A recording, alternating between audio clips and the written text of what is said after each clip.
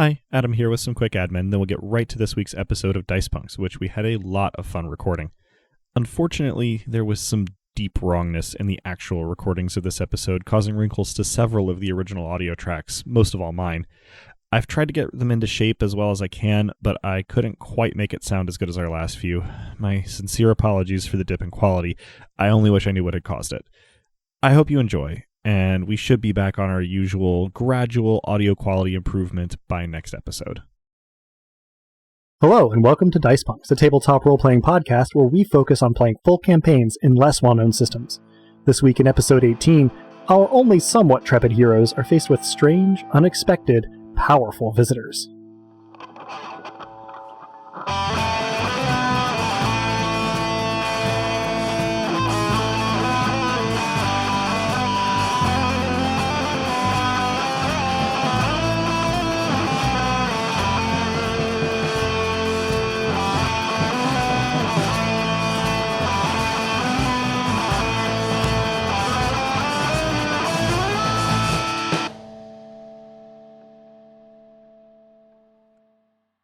Hello and welcome. I'm Adam, your friendly neighborhood game master, and joining me are... Hi, I'm Drew. I'll be playing Dask here, Regal of Nothing, and guy who had a nice day and is probably about to have a worse one.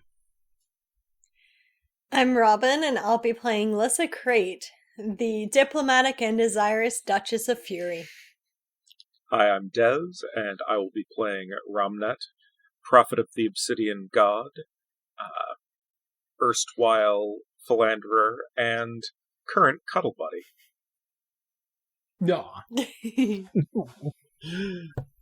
Excellent, thank you. Before we get started, though, we'll recap any stat growth for our characters, the events of the previous episode, and kind of make sure that all of our housekeeping is done. First of all, we have Ramnet's bonus XP roll. That is 6 dice, which turns out to be a pair of 5s and a pair of 8s. Any set will do, so that's an XP. It is. And are other folks spending XP today, or is that just me? I think I'm near the point of being able to spend, but I think I'm still not. Okay. Also, Adam, remind me of the prices for both stats and skill upgrades. So, I'm going to say what I remember, and I'll correct it in post if I need to. Increasing any stat is 10 XP, regardless of its current value or the value you are promoting it to. Increasing any skill is the value of the rank you're promoting it to. So to go from 4 to 5 is 5 XP. If you want to go from 3 to 5, it's 4 to go 1 rank, and then 5 to go the next rank for a total of 9. Promoting to an expert die costs 1 XP, and promoting to a master die costs 5.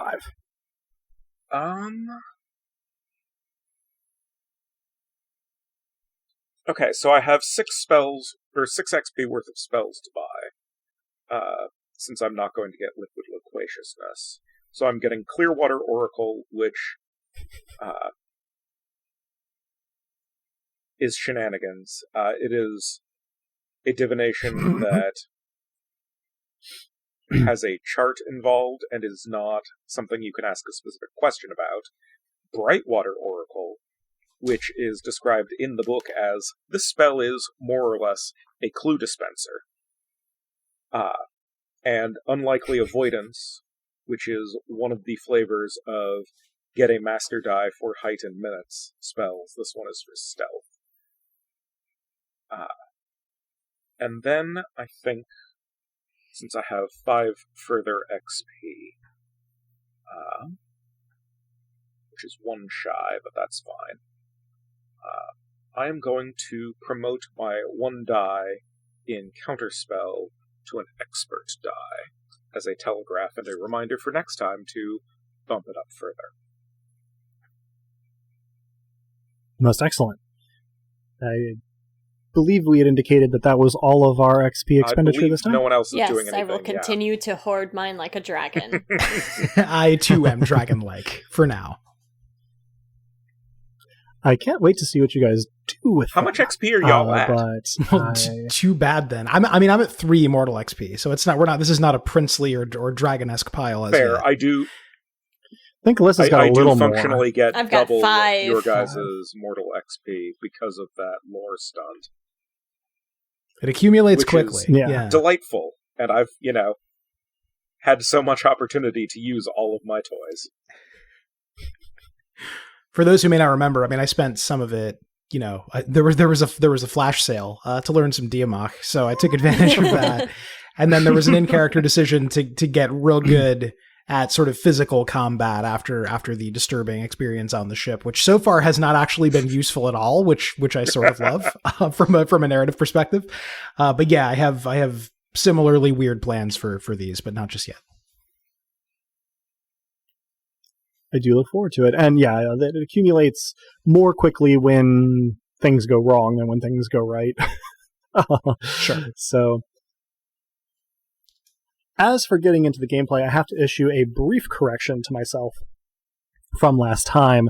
By the time I was getting to the end of session, I was less alert than I should have been. I described the visiting nobilis as being dark complected and dark of hair and eye.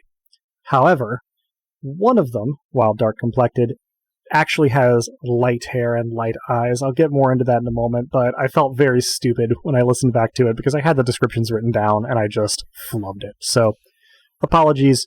We'll specify now. Hopefully it'll be relatively easy to keep straight because we haven't said more than 15 words about these people up to this point, but wanted to go ahead and get that out of the way.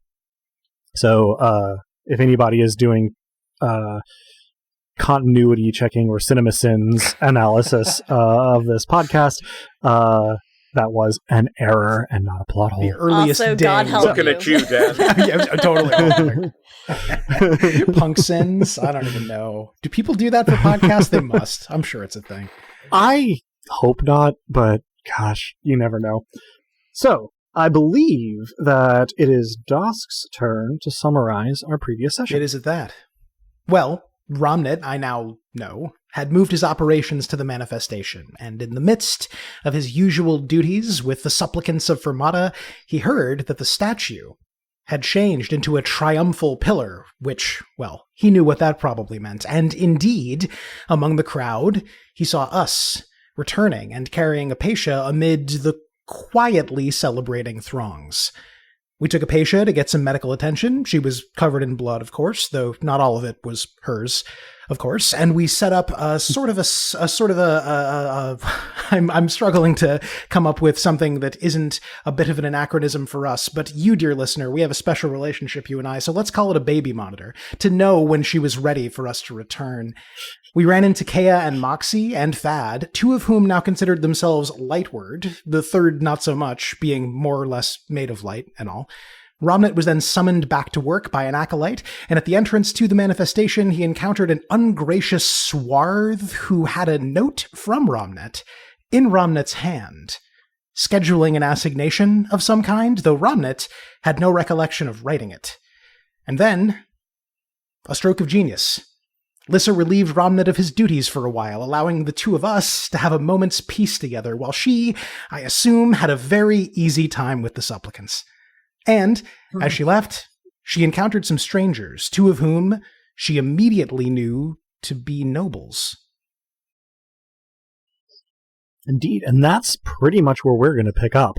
Lyssa, you have just walked out of a harrowing couple of hours trying to deal with these supplicants. You feel like you did okay, but you all are also running on like the fumes of some shotgunned coffee after the pretty tiring couple of weeks that you've had and no rest since you've been back. When exiting the manifestation, you find yourself face to face with an acolyte, a page, two people who have Octoritas's, and their 12.5 attendants. And to recap a little bit of the description from last time to set the scene.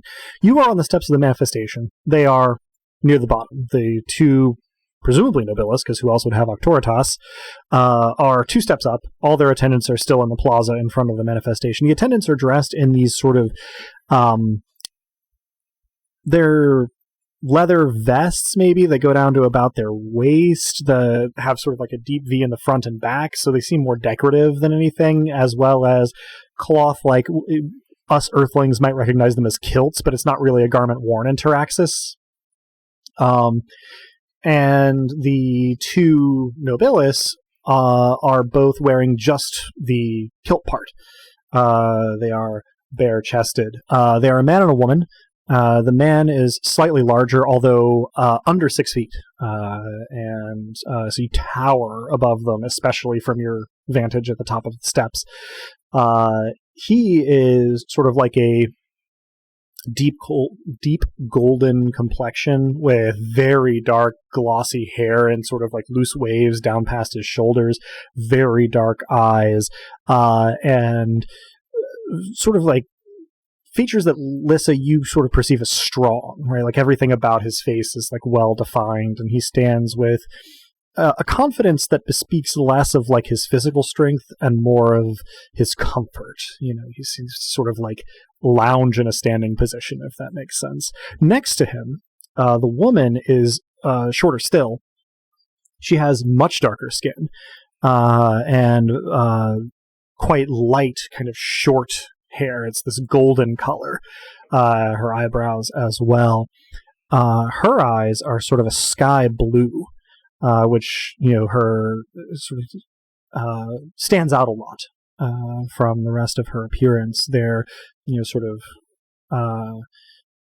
coverings are a just kind of off-white, so they stand out quite a lot as well. There are people of all various kind of like shades that human beings come in Taraxis and in Fermata. But this particular combination of light hair and eyes and dark skin, the only person you've actually seen with that is Evine, though you have not seen her lately. They have greeted you with sort of formal, if slight, bows and gracious words, thanking you for your welcome into the city of darkness and the realm of the obsidian god. And they seem to be waiting for a response. Okay.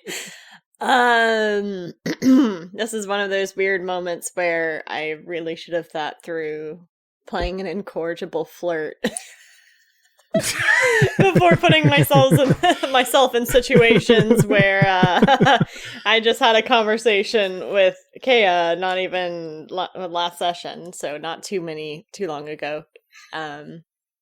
Maybe 3 hours. Yeah. In game time. And I'm about ready to hit on some complete strangers again. It makes me, as a human, uncomfy. Anyway, I digress. Well, in Lyssa's defense, they are very comely and they are barely dressed. Yeah. You did this on purpose. Except in the plaza. Everything I do is on purpose. I was going to say, except in the plaza. She's not made of stone. Good point. And for the record, until I say otherwise, everything I do is on purpose, eventually.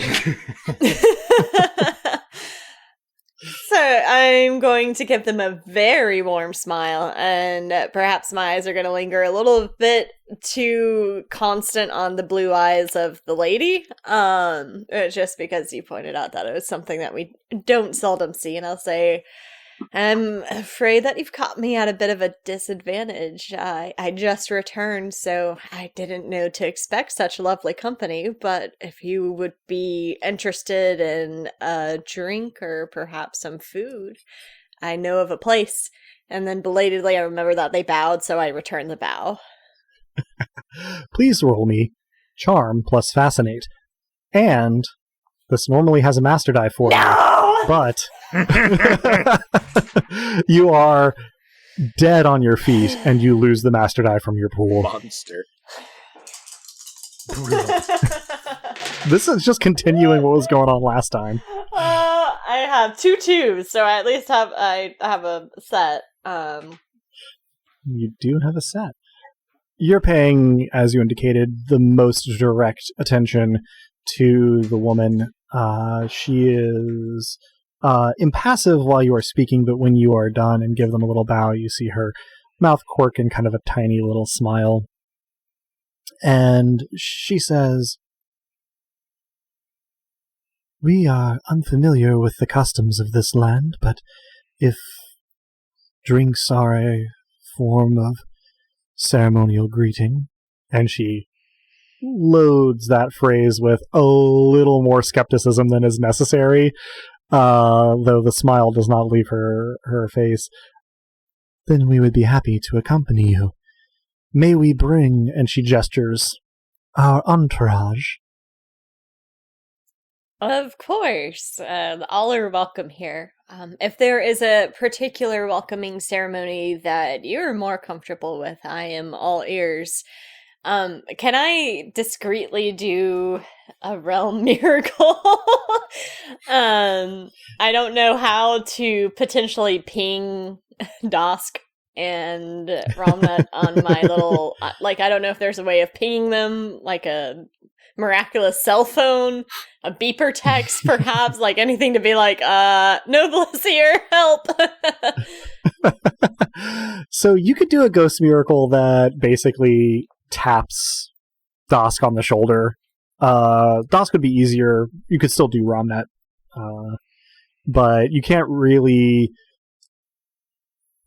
According to the rules, it would not be impossible for you to send a verbal message, but you would have to speak it aloud here to do that. So yeah, I'm not going to do that. I'm just going to do Ghost Miracle, and instead of just tapping Dask on the shoulder, I'm going to do the equivalent of urgently tugging his sleeve miraculously. just like ghostly, viciously poking him in the side. Yes. Okay. So, to finish up with this scene first, the man standing next to the woman responds and says,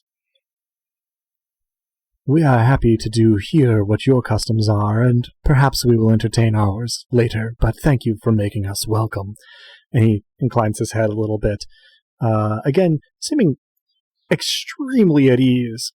At Chateau Ramnet, Dask, you have fallen asleep on Ramnet's shoulder, sort of mid-cuddle. You have maybe been out for a few minutes, although it will be unclear to you when you awake, when there is a very odd disembodied sort of tugging sensation on your garments that causes you to realize that you were asleep, realize that you're waking up, realize that there is no one there tugging on that side of you. And almost before you can get a thought together, you also perceive, as does Lyssa, that Apatia has awoken. When it rains, it pours, and sometimes it pours blood. Okay. I don't say that out loud. I'm probably not nearly that coherent. I'm very glad, because Ramnet would be concerned. That's not the kind of thing you say to a prophet lightly. Yeah. So I look to the side that has been tugged on, and I see no one there, and I sort of blink the sleep out of my eyes. I assume I'm still extremely tired if after the day we've had I've only slept a few minutes. So yes. I attempt to get probably blearier now than you were. Yeah, no, it's worse. Yeah, like there is nothing worse when you're really tired than like an aborted disco nap. It's the worst. So yeah, so I say to Ramnet, unless you have some sort of invisible housemate you've not mentioned to me, in which case we should speak, I think perhaps we're needed. To the best of my knowledge, I have no housemates, visible, invisible, or otherwise. Where do we need to be going? Well, Apatia's awake, but I think there may be two distinct places we're needed, because if that didn't come from you or your invisible, visible otherwise, is there a third option? Anyway, I think that must have come from Lyssa, who I think was more... At the manifestation, yeah. Right. Which is, fortunately, close by. You, yes. I will, smooth your hair a bit, or otherwise attempt to fix it. I'm going to say the not part helping of it the a little hair bit. where I was leaning on you, it's like the Leaning Tower of Pisa. This was not a reference, of course, we have, but it's it's in one direction and it's not an angle that necessarily seems natural. But I appreciate the smoothing and the touch in any case, and I say we should probably get moving. I know that equally meaningless to Taraxans is the reference to Sideshow Bob, but that's kind of how I picture your travel and sleep hair. Yeah, that's extremely good. Yes. So, the two of you, as quickly as Dask can manage, head back for the manifestation. As Ramnet said, it is fortunately quite close. In the meantime, though, we cut back to Lyssa, who, has been told that they will, happily go along with whatever your greeting ceremonies are, and then they can see about reciprocating sometime later, as they are in Rome and will do as the Romans do, to use, again, another meaningless phrase to Taraxans. So yeah, you are in a position to respond to this from your perch atop the manifestation steps. I realize that I've been quite rude and not properly introduced myself, so I give another bow and say, I'm Lyssa, Duchess of Furious Delight. I had to try really hard not to snort into the microphone. I saw the reactions and then just completely started laughing instead of finishing the statement. Sorry, do carry on. And may I have the pleasure of knowing your names and, if it is appropriate, your entourage? A sort of bemused look passes across the man's face, and the woman gestures to herself in a way that draws attention to the fact, seemingly unintentionally, that she is not wearing a shirt. And she says, "I am Ia, Viscountess of the Sun," and gestures to her companion, who inclines his head and introduces himself. "I am Rimush, Regal of the Moon." Ia takes, the thread of conversation back up and says, "Our entourage are, well, they are here to help us while we stay, and I'm sure you will meet some of them, but 18 introductions would be cumbersome, so we may away now that the formalities are complete." And she gives you a bigger but sort of seemingly more sort of formal manufactured smile than her previous smirk. It's fitting that you are both in charge of celestial domains. They both look at you, kind of glance at each other, just kind of out of the corner of their eyes, and Rimush says, "You do seem delightful yourself," and doesn't actually wink at you, but you still feel winked at. My grin grows even larger. They each take one step kind of away from each other and sort of gesture, down the steps, and Ia says, "Would I be correct in presuming that the drinks you mentioned are elsewhere?" You would be. If you... Perhaps we can walk and talk at the same time. And I pointedly kind of move, so like where they've parted, I'm standing shoulder to shoulder with them. As opposed to... It is really pretty close to head to shoulder with them. Yeah. You are much taller. And they don't seem to have realized how tall you were until you're standing level with them. Rimush looks impressed. Ia looks a combination of impressed and annoyed. Because, Rimush's head comes to about your shoulder, just a little bit, maybe above it.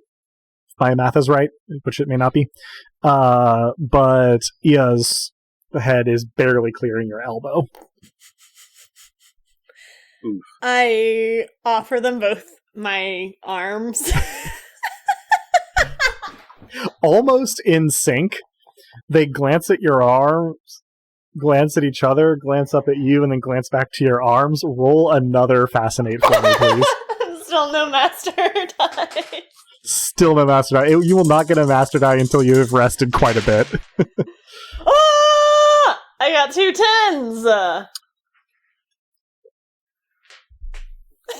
Congratulations. What will Kaya think? The nobilis Yes. of the sun links her elbow through your left elbow, and the nobilis of the moon lays his hand cotillion style on your upper arm, just above the elbow of your right arm, as you turn away from the manifestation and into the quiet city currently. At about that time, Dask, Ramnet, you enter the plaza. So, Lyssa, you see Dask and Ramnet enter the plaza. Dask, Ramnet, you enter the manifestation sort of entrance plaza to see an oddly dressed entourage of 18 slightly diminutive, mostly dark-complected, oddly dressed,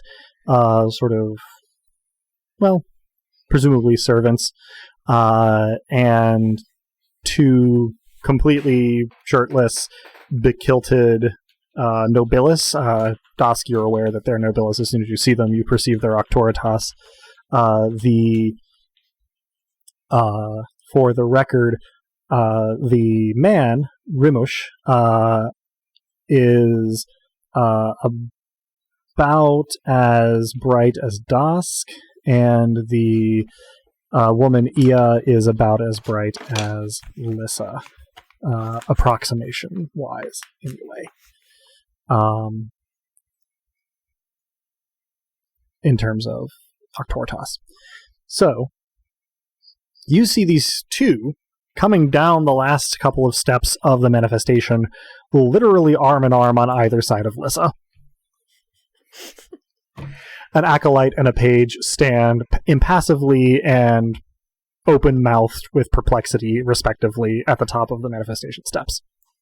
I convey some of the relevant information very quickly that Ramnet would not be able to intuit, in terms of the fact that these are, in fact, like Lyssa and I, and and the relativeness of their power. And I also probably reiterate something he can plainly see, which is that Lyssa has already made friends. Yeah, no, Ramnet's expression clearly conveys a statement of, well, look at you, making friends. It is at once an utterly confusing image and also something that seems like the most Lyssa turn of events we could have walked into. Yeah. Listen, you actually feel Ia and Rimush sort of clock Dask's auctoritas as he appears in the plaza. They don't go like rigid, but both of them sort of like give a slight response to seeing another nobilis. Yes. This is my beloved friend Dask and his partner Ramnet. I will let them introduce themselves once they get a little closer, and I would wave, but I don't want to move my arms, so I just kind of do like this head thing, which is like a halfway with my head while smiling at them, and say, "We have delightful company." Okay, I was going to say, do I need to roll for whether I interpret the head waggle correctly, but the words make it clear enough, so we approach. Yeah. And all right, so as you get closer, without letting go of Lyssa's arms, both Ia and Rimush sort of incline their heads very slightly in your direction, though not in Ramnet's. Well, I assuming this is cultural information, I incline my head equally slightly and say, Dask here, regal of nothing, and a pleasure to make your acquaintance. This is Ramnet. I say it grandly. And Are you attempting any particular social role here? Are you trying to have any particular effect? You don't have to. No, it's a good question. But as an option. Yeah, I think the goal here is to lay on the charm. So I think I will, in fact, roll charm. All right. Is that going to be... I mean, Lyssa's been doing Fascinate because she's flirting. Yeah. Are you going to do Graces? Let's call it Graces. Yeah, because the goal here is to smooth over whatever weird disinterest they have in Ramnet, and also to hopefully ingratiate myself to these fine folks, whoever they are. It's better to be on their good side than to not be on their good side. So that would be sure. That's going to be 5 dice. It will, in fact, be 4 account because you have a penalty die from your fatigue. On account of all that, fair enough. I actually have been, I need to come clean, I've been using penalty die a little more broadly than Rain uses it. If you have looked at the Rain rules on our recommendation, you will have seen that there are penalty dice, and then there is a die modifier called a difficulty die. This is actually a difficulty die, which removes something from your pool rather than making you take the lower roll. So apologies for the lack of clarity. Just wanted to cover my imprecision there. You may go ahead and roll sins. 4 dice. Yeah, you narrowly dodged another ding over at actual play sins or wherever. Okay, here we go. My GM sins are many. So that is a pair of 1s. Pair of 7s. But it's a pair. It is a pair of 7s. Oh, that's right though, because you are striking sad boy. Yes, and I got him to say it again. It's a good day. It's a good day. Punch one more out on your card. What happens when his card fills? We dread to learn. Great and terrible things. So, that is established, unless there are immediate consequences to... It seems like this is Ramnet. Sounds like I should introduce myself. You probably should. For the record, the response that Lyssa perceives from Ia and Rumush is Ia's arm and yours kind of tightens and then loosens, and Rumush's hand on your elbow sort of does like a little kind of sequential finger tap. And both seem to be giving polite smiles in Dask's direction. Ramnet, go ahead and introduce yourself. I'm Ramnet, the prophet, I suppose, of the Obsidian God. And at this point, I will also roll Charm plus Graces, which is actually for me Charm plus Fascinate. Because I'm special, and there are mechanics. Yes. And you actually get your master die because you're not criminally sleep deprived anymore. Right. There are benefits to sleep. And also must caffeine. Be nice. Must be nice. Yeah, part of Dask's problem is the caffeine because he's crashing from his coffee a couple hours ago. Well, that was a pair of 10s on 2 dice, so that is 3 10s. And I am blithely ignoring the obvious disdain for our relative degrees of supernatural shenanigans, and I can get away with that because what is the specific wording? It won't make me seem polite, but instead I'm stylishly doing my own version of politeness.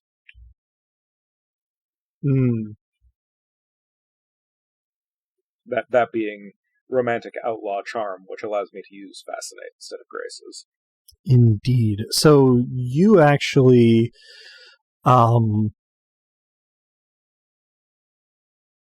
you feel, as you lay on the charm graces, you sort of feel their attention shift in its quality on you, and you see the man on Lyssa's arm sort of lid his eyes slightly and kind of give you a closer look, while the woman on Lyssa's other arm kind of smiles a little bit more genuinely at you and says, "Prophet, that sounds pretty important." Now, Ramnet, you are the one who is probably most likely to pick up on this, but I'm going to make you roll anyway. I mean, sure. Likely doesn't mean guarantee. What am I rolling? Sense plus hearing. Okay. 5 dice. That is a pair of 9s. A pair of 9s. You notice that they don't speak with an accent. You're not sure where they're from, but clearly they're not from Taraxis. Yet you understand them perfectly, and it's like getting a call from an Omaha call center. There's no accent. It's surprisingly bland. I probably chime in at this point and introduce my new friends. I kind of incline my head towards the woman first and say, this is Ia, Viscountess of the Sun, and Rimush, the Regal of the Moon. Celestial indeed. Rimush actually chuckles, whereas Ia merely smiles and sort of uses her hand on the arm that's hooked through your elbow to sort of stroke her fingertips across your forearm.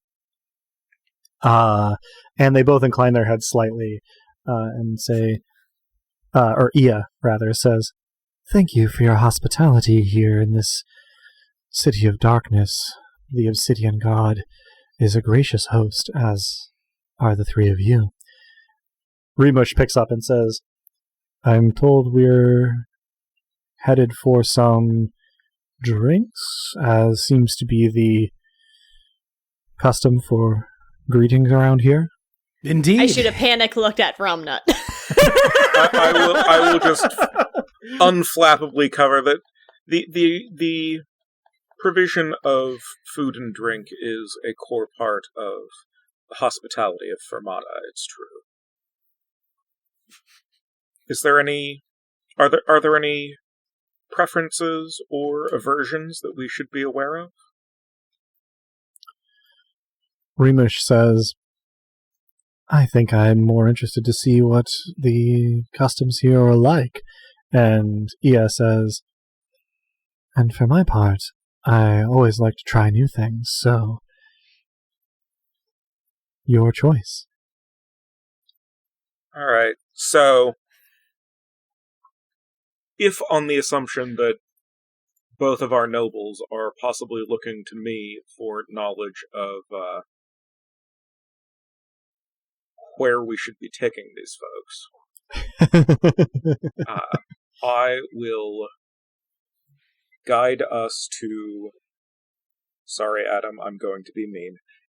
A bar that we have not been to before. Thank you. Specifically, one that sort of straddles the line, as it were, between what is acceptable in the quiet city and what is acceptable in the riotous city, and possibly has a pass-through. And is going to be a place where the cuisine and alcoholic traditions of the city this used to be are carried on. Interesting. Dask gives Ramnet an appreciative and encouraging squeeze, and meanwhile, on another plane of existence, Drew raises his fist in encouragement to Dask.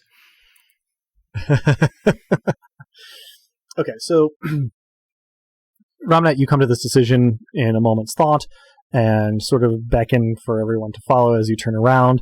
Dask, you turn around next to Ramnet to sort of trail slightly behind him as he leads the way, and your eyes widen as a flying Apacia careens into you, knocking you to the ground in a very enthusiastic hug. At that, I'm going to say I made the ill-advised choice. I'm going to say I made the ill-advised choice to try and greet her, thinking somehow that she would stop a moment before colliding with me. So the result is probably my saying something along the lines of, "Hello!" Thud.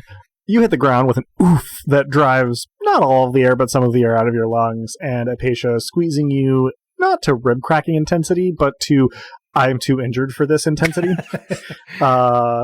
As she sort of sits up and looks around, Ia and Rimush are looking at her with some perplexity. And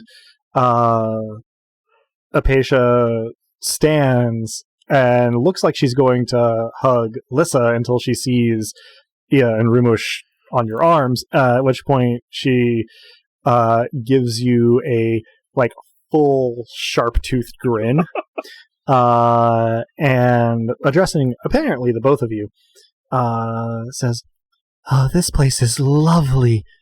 Where are we?" Well, this is Fermata, and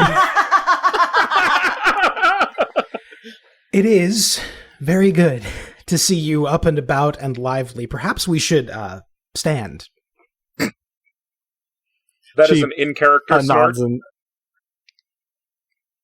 Yeah, all of that was in character. Was the idea? Mm-hmm. Oh, was that? Sorry, if you I was speaking for myself. Oh, good. I see. Yeah, she helps you up, and turns to Lyssa and says, "Your new friends seem fascinating." Seemingly leaving it at that.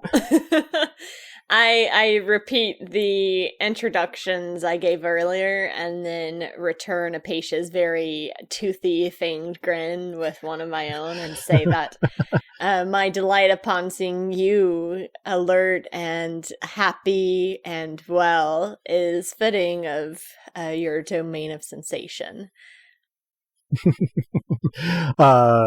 She gives you another, sort of flash of smile and does the sort of customary bow that you were used to seeing from people in Diamakor toward Ia and Rimush, and says, "It is good to make your acquaintance. I seem to be meeting all of my peers all at once," and, seems a little bit giddy, especially for Apatia. Dask, having helped you up with one hand, she has not let go of your hand. I realize at this point that she hasn't actually met Ramnet, so I make that introduction, but I try to be a little sly about not putting Ramnet on the back foot as though he's not met her yet. So I simply say, Ramnet was about to show us around and give our visitors a good time, and whatever arm is not currently engaged with Apatia goes to Ramnet to make hopefully whatever point needs to be made. I don't know if the previous Grace's roll counts or if I should roll it again since this is a weird situation, but a novel one. I mean, I want you to roll it again because I'm evil. Because you are diabolical. So that is one die less four again. Dice. 4 dice? Yeah. Okay. That is... funny enough, it's a pair of 7s, which translates to a pair of 7s. Yeah, right on the money. You managed to play this off relatively smoothly as you sort of offer one hand to Ramnet. Are you going to hold his hand or put an arm around his shoulder, around his waist, or where? I think my hand is reaching for his hand. Yourself? I think that's the least ambiguous thing I can manage at the moment. I will take his hand and relatively obviously stroke my thumb over his fingers. Apatia grins, still not relinquishing her hand, and says, "I was hoping you would show me around, so let's be off." And she turns somewhat guilelessly, and again with sort of a manic energy, to Ia and Rimush, and says, "My Imperator's name is Nyx. What is yours?" They look a little taken aback, but Ia speaks a little more quickly than Rimush does, and says, "Our Imperator, our god, is named Sirtha. And Apatia just kind of smiles and nods, and she says, "It is wonderful to make your and your god's acquaintance." Presumably by this point, Ramnet is leading the way, and now sort of leading a daisy chain. Yep, pretty much. Of Dask and Apatia, with this sort of demigod-flanked Lyssa behind. You lead everybody through the quiet city. What are the chances that you're doing like a little bit of a tour guide thing while you go? High for Lyssa, though she is very uneducated in the layout. So she points out things that are only of interest to her. Like, there's a window that I especially like the design of. Oh yeah, if you go over 2 blocks that way, you'll see the forge where I sometimes work. I'm absolutely playing tour guide as well. I'm throwing in they're all on the order of Dask Fox. There's the truth value is highly questionable. The entertainment value, however, is impeccable. Probably I mentioned that, I'm sure Ramnet is taking us somewhere extremely appropriate. It's a shame that the mirror skiff still isn't open because, and I describe all that used to go on there. Yeah, I imagine between these two, Ramnet, you can get words in edgewise if you'd like, but it may not be easy. Where Dask's facts have a basis in truth, I will supply some of that. So long as it does not diplomatically said. So long as it does not contradict what he is saying and does not diminish the entertainment value of it.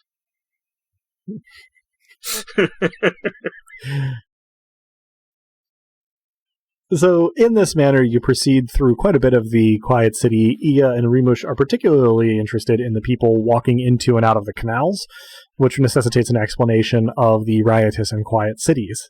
Which I deliver in a tone of, oh, yeah, that. Right. Dask, for your part, Apatia is basically vibrating with excitement on that explanation. She seems to think that is, to coin a phrase, wicked cool. But after a brief interval, 15, 20 minutes, you arrive at the establishment that Ramnet had decided to aim for, a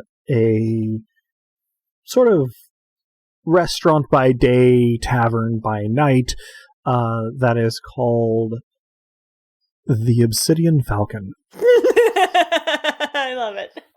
I used to dance under that name. How dare you? The greatest Nelson plot that there ever was. The building itself, being a little bit further out from sort of the center of the city, is fairly large. It's freestanding. I like everything else in Fermata. It is made of a combination of a sort of obsidian carved foundation and wood and stone. Light comes in very limited quantities out through the windows, and everything else is limned in that sort of silver half-light that characterizes Fermata. The sign depicts an obsidian falcon mid-dive, with its stony nature sort of described by the rough, sort of hued quality of its outline. And the noise coming from inside is muted but audible as you approach. It seems to have 2 full stories and a third sort of attic story, all of which seem to be in use. Ramnet, you know that the first floor is sort of a common room. The second floor is where like parties are seated for meals, and the third floor is where the rooms for both let and for the proprietors are located. So, in order to get through the door of the Obsidian Falcon, the various hand-holding and arm-linking finally has to come to an end. And at some point during all of this, the 18-person entourage just kind of evaporated. They seem to have peeled off into the city at various points. I need to ask I might have flagged down an acolyte or 3 to suggest lodgings. Got it. Okay. Good to know. It seemed possible you meant they literally evaporated for a brief moment, so I just needed to... Like, are they vapor? Yeah, you're Point of order. absolutely right in retrospect. That was figurative, Okay. but I'm glad you brought it up.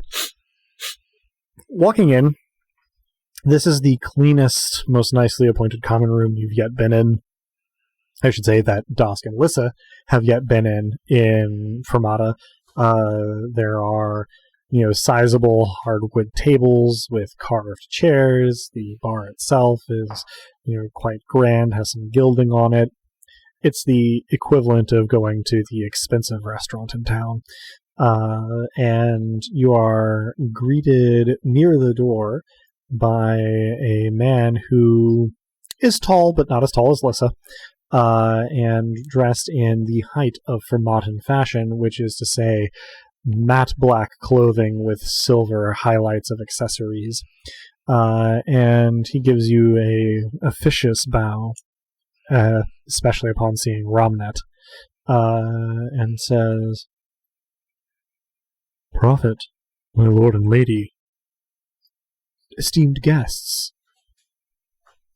His eyes flicker over the exposed chests of Rimush and Ia, and he doesn't quite purse his mouth, but it twitches as though he wants to. He says, "Should I prepare a private dining room?" That would be lovely, thank you. He bows again and says, "Of course, Lord Prophet, right this way." And he stops briefly to exchange words with the barkeep and then leads you up the stairs in the back towards the second floor. In short order, you are shown into a room that seems more appropriate to a banquet than to 6 people eating, but he seats you all at one end of the table near the door, with no one at the head, and indicates that he will be back shortly. The door closes behind him, and you are seated at the table.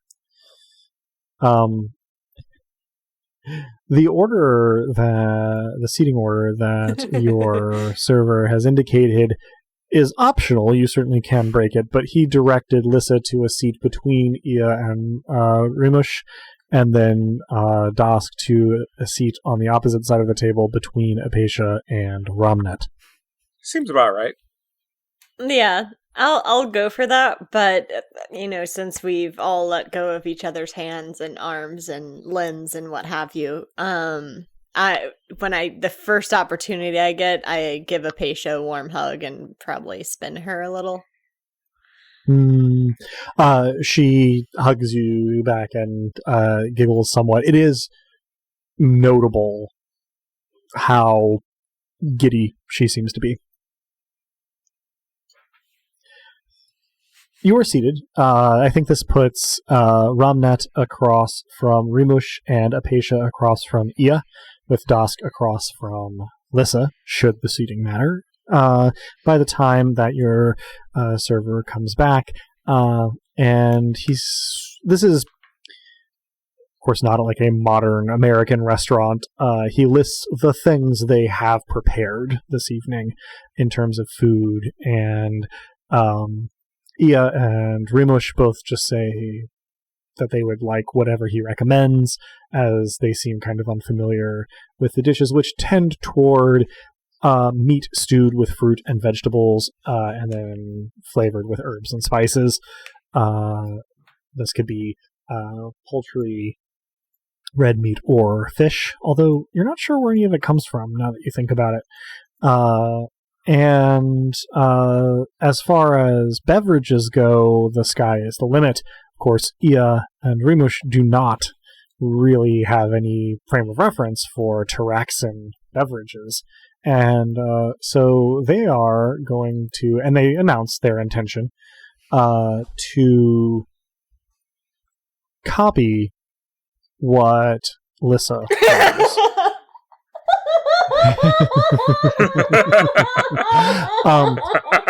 I should take this opportunity to point out, too, it probably escaped notice for the first little bit, but they have not reacted in any particular way to Ramnet's smoking void skull. Yeah, And it suits him. I mean, It does. He carries off the look. That's what it comes down to. ooh, okay. Oh no. We're gonna get these people drunk. I imagine that they don't have moonshine at an establishment like this or something of that. So at least we're You safe would be by correct. that. What else? I think in this case, Lyssa may be cognizant enough of it being a diplomatic experience that I'm just going to order the nicest wine that I can pick off of the menu. Okay. So, you're not actually, of course, handed like a physical menu here. Mhm. Again, being sort of a Formotan version of a restaurant rather than a modern American version of a restaurant, but you sort of cast about a little bit and murmur to your server a little bit, and he recommends what he calls the blackberry brandy wine. And so you order that for you, Ia, and Rimush. Out of curiosity, what, if anything, in terms of beverages, do Dask and Ramnet order? I think both out of an experience with this particular establishment and as a hopeful further gambit to get our esteemed guests to respect Ramnet, I defer to Ramnet on this point. I'll order something tasty and only moderately alcoholic.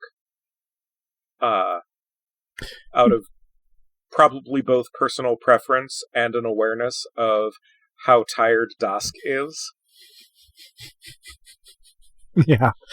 You pick a fine vintage of red wine that you happen to know this place carries. That is just normal ass wine. Yeah. But quite good in your experience. And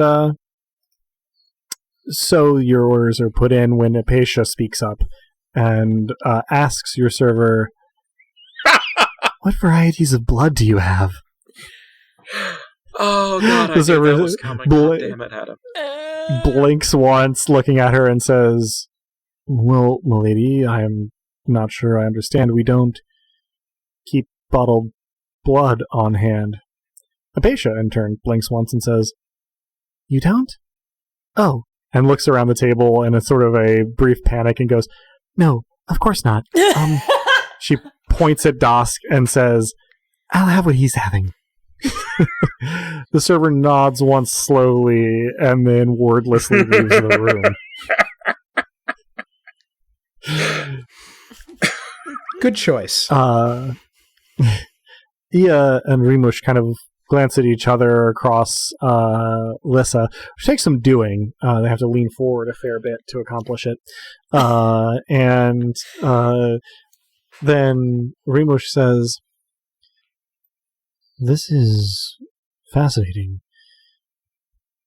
Much more private than catered dining back home. I shall have to make a note of it. It feels very important. And he smiles. Where is home for you? Rimush opens his mouth and Ia cuts in and says, to the north. It is beyond the forest. Well, I was going to say north of here, but north of your region, anyway. How far exactly I couldn't say. We came here the customary way. We found some darkness and concentrated. But, many, many miles. Much warmer. Much warmer than this area. It's called Sirtha. The area, as well as the god. She nods. She says, oh yes. It is somewhat odd to encounter a region that does not call itself after its god, but to each their own, I suppose. I sort of whisper to Ramnet, to your knowledge, is that normal for a god and a place to share a name? Ramnet, to your knowledge, who knows? I mean, I will respond by mentioning that from what you have encountered, there are several active imparators in the greater area, and further, it is unclear whether I will nod at Apatia. Nyx's geography matches her title. Apatia, for her part, kind of goes, "Oh no. Nyx resides in Kilata, the capital of Diamakor, or at least it will be." And she looks a little distant for a moment and says, "One day, at least." And yet... Rimush says, And yet, Nyx is the only imperator, the only goddess there. So, curious. Apatia nods and Rimush says, "Sirtha is certainly the only god in our region as well. Is the Obsidian God alone here in..." And for the first time you hear him sort of struggle with a Taraxan word as he says, "Taraxis?" In Taraxis, no. In Fermata, certainly. He nods slowly, seeming to digest this information, and Apatia says, "It's quite easy to understand, really. I mean, Nyx has always been, but the Diamakor always revered their ancestors first. It's only since I've been born and able to bring the word of Nyx to the Diamakor people that the Vale has really begun to revere Nyx first and foremost, as they, of course, always should have."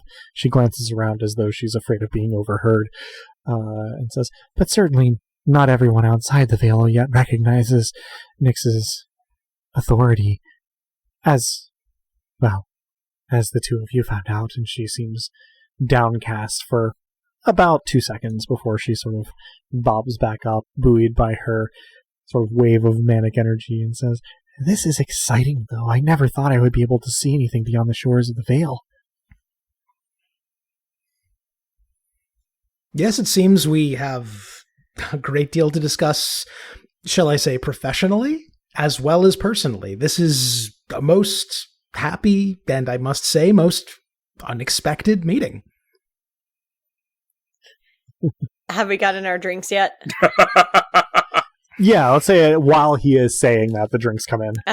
So I naturally propose a toast to new friends and dear friends. So this is a silly question that I nevertheless have to ask. When you are proposing a toast, do you say a toast? Do you use that word, or do you just say to new friends and dear friends, or whichever way? I wouldn't. I as much as diplomacy in Lyssa is interesting to navigate, I would just hoist my glass in the air and say to new friends and old friends. Or new friends and dear friends, sorry. New friends and dear friends. You're good. Yeah. Ia and Rimush both kind of look at each other across you again, and then mimic you with the glass, but don't say anything. Whereas I will Apatia... I will offer an explanatory aside that it's an aspirational invocation, a toast. They seem grateful for the explanation, if non-verbally. Meanwhile, Apatia raises her glass and says, "And to wonderful libations with friends," giving her big smile all around the table, which affords Ia and Rimush a chance to see her extremely sharp teeth. As though to take the edge off that, note, literally and figuratively, I do say, To new friends and dear friends and wonderful libations, raising my glass and inclining my head almost imperceptibly, having absorbed the idea that a very slight incline of the head is culturally important to these two. As a point for our listeners at home, especially who may be wondering, Apatia is not currently clad in her blood-drenched travel clothes. Apparently, the medics did manage to get her into some pretty just kind of like run-of-the-mill, Fermatan specifically, garb, which is similar to Taraxan garb, but dark. For the benefit of our listeners, Lyssa is still very much dressed like a pirate, but now with the addition of whatever wool robe that the acolytes draped around her shoulders. Of course the robe didn't come off. This rules. Yes. Yeah, of course. Dask and Lyssa also still bearing bandages from their treatment earlier in the day. So, just to complete the mental picture there. So, after the toast, the food arrives, because this is, of course, not a modern restaurant. All the food is sort of prepared ahead of time. Drinks are brought first, and then food so that it is warm by the time you have warmed up, so to speak, but there is a very small lag in time there, so food arrives, and Ia and Rimush take cues from watching the Taraxans eat, and sort of how to use the utensils properly and whatnot, and make thoughtful noises as they eat. They'll offer no commentary. Apatia, for her part, has ordered the sort of stewed red meat. Let's say that it was venison, and expresses softly to Dask in particular, although it is audible over the chewing to everyone at the table if you choose to pay attention to it, that I was hoping it would be a little fresher. I had a feeling you would be slightly dissatisfied with the freshness. She shrugs a shoulder and, sort of says, well, I don't want to be rude, and begins to just shovel big sort of forkfuls into her mouth, one after the other, seeming to swallow without chewing. I love her so much. I imagine as everyone is eating, I try to strike up some light conversation, and I ask what Surtha is like. Both the god and the place, I say after a beat. I gesture as though this was a very clever pun in some way. Ia, again, exchanges a glance across Lyssa. They're getting better at it, with Rimush, and then sort of takes the lead and says, the country of Cirtha is, well, warm compared to what little we have seen of Taraxis, but brighter as well. As you get further north, you may know the weather gets warmer and the rainfall more plentiful. Our country is far enough north that it almost never gets as cool as it is here. But the people are mostly hard-working and devoted, she says very seriously. And Cirtha has been worshipped there for many centuries, but has recently returned in much more vigor than before to elect Rimush and I, his chosen representatives. Of course, the sun and moon are not his only responsibilities, but they are his most symbolic, and he wishes, at this point, to branch out, connect with the rest of the world in a way that he has been unable to during his long slumber. And so we are here, to establish formal diplomatic ties to the followers of the Obsidian God, whom Cirtha remembers dimly from the distant past, and to see if we can't form stronger ties to the commerce of Taraxis as well. Our cities are not so great as this, though our population is very large. They are diffuse. Most of them like it that way. And we would certainly not choose to change it, but it limits some of the things we can produce on our own, which is why Taraxan traders have always been welcome when they have arrived that far north. I'm given to understand that they mostly stop at ports further south, but this is hearsay. She shrugs one shoulder and says, I'm not sure if that was what you were looking for, but it's what I can offer on short notice, and gives you a polite smile. Oh, that was wonderful, Ia, and I think you and Dask may have much to speak of commerce. And I can appreciate Sirtha's desire to branch out.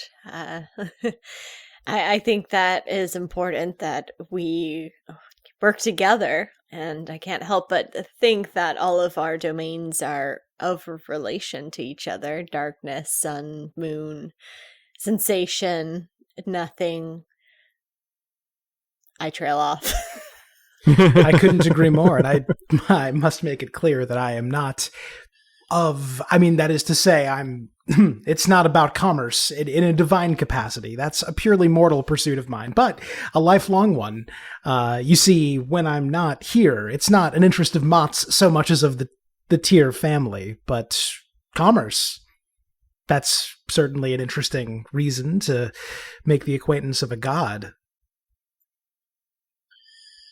Rimush looks a little confused and says, if you wish to trade with someone, is it not customary to get the approval of their master first? In my experience, people aren't quite prepared to go that far up the chain. I also He shrugs one shoulder. I also think you'll find us a lot more chatty than our most wonderful imperator. And I kind of take a wry sip of my wine. I say, well said, and down whatever's currently in my glass. Rimush takes a sip of his wine, looks thoughtfully at the glass specifically, and this is a establishment that uses glass for its beverages, and then turns to Ramnet and says, I hope it's not rude to ask, but your aspect differs from most others. Is this a popular cosmetic choice in Fermata? It is, so far as I'm aware, unique to me. It is the result of gifts of magic that I have been given. He looks, sort of politely impressed, and says, Indeed, well. He gives you a sly smile and says, It suits you. I say, only with my eyes. Doesn't it, though? I am going to roll a Charm plus Fascinate to simultaneously, seem like I am flirting with Rimush and, be,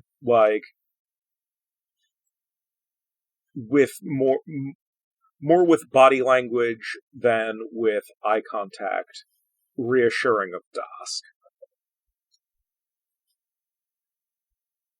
Go ahead and roll. So that is a pair of 4s that becomes 3 4s that becomes 3 7s. Indeed. Rimush's glance kind of, bounces at a leisurely pace between Ramnet and Dask, and he sort of retains a small but seemingly fairly warm smile as it does, at which point, sort of meeting Lyssa's glance, or catching Lyssa's gaze as you sort of put your drink down, and says, on the subject of questions I hope are not rude, you are of impressive stature. Is that common among Taraxans, or unique to you? I can't say that it's common. I like to think of it as one of my many good traits. She gives a small but seemingly very genuine smile and says, "Wow, it certainly is striking." In sort of a lower, sort of voice that seems meant, it's audible, but it seems meant to be for Lyssa. Apatia, for her part, sort of grins broadly and says, "I know. Isn't Lyssa just so impressive?" And then immediately leans her head on Dask's shoulder. I do my best not to react to this for the moment and say, I too have a question that I hope is not rude. I notice we've not yet discussed what precisely Cirtha is the god of. They both blink in a little bit of surprise and then almost in unison chuckle and shake their heads. And Remush says, "How silly of us, of course." And Ia picks up and says, "Simply put, he's the god of the cosmos." Nailed it! I don't actually say that in character, but... Sure, yeah, I figured. You do with your body, but not with your voice. Yeah, sure. yeah. I probably look very smug with myself for half a second. Remush nods and says, "Indeed, we are his primary ambassadors to the mortals as the moon and sun." He gestures with his head to himself and to Ia, and she picks up and says, "But he has dominion over all things cosmic," she says with perfect confidence.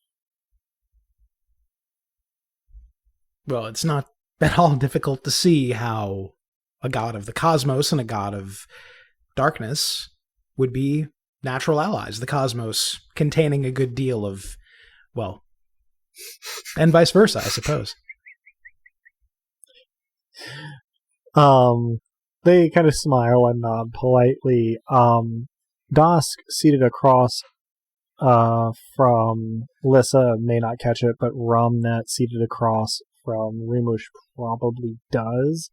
The smile seems a little brittle to you. On Remush, at least. If I don't notice, then I won't react. But, That is your curse. Usually Dask's curse is reacting, but okay, sure. That is your Drew's curse. Okay, fair draw. I'll be over here. Ia picks up her wine glass and sort of looks at it and she says, "May I ask what this is made of? It is quite a compelling beverage." If no one else speaks to that, I will explain the notion of wine.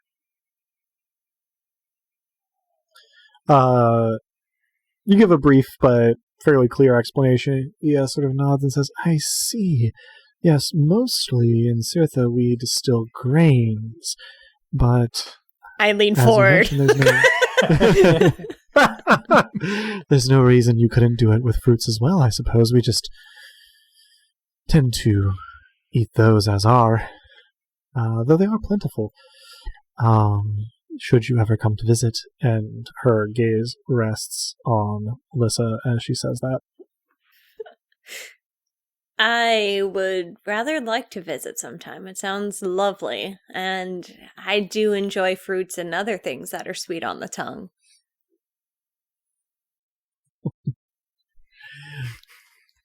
Ia looks like she is about to respond when Apatia, having finished her glass of wine, speaks up and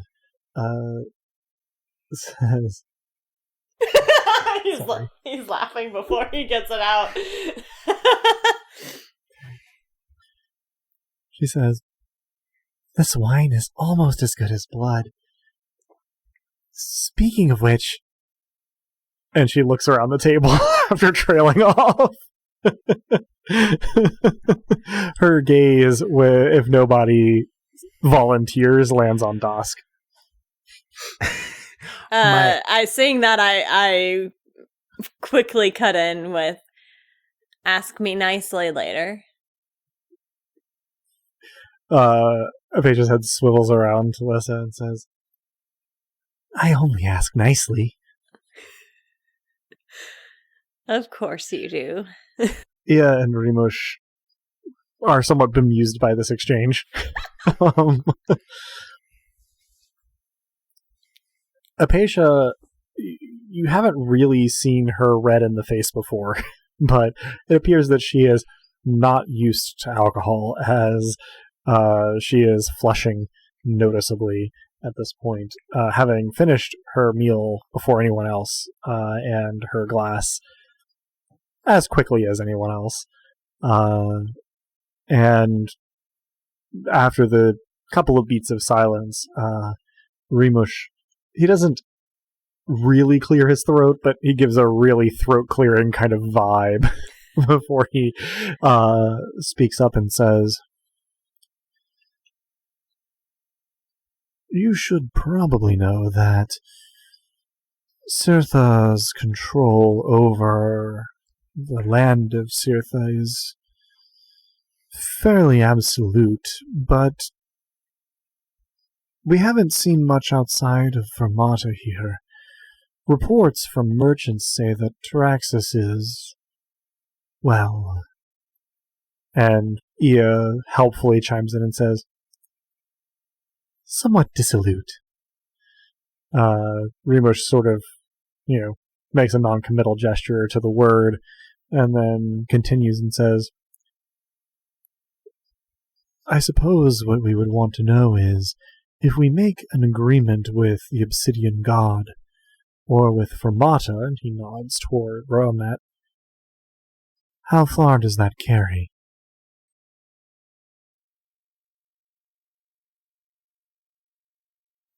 It's a very fair question. I dare say the influence of darkness is indeed a bit more subtle, a bit more intermingled with other forces. I think it's fair to say, I turn to Lyssa briefly, even our own instructions can sometimes be a bit obscure. So I suppose what I'm saying is, I would not expect anything absolute. Darkness is so rarely absolute. However, I will pick up as if this is a smooth and practiced transition. It may depend also on the nature of the terms and the covered trade.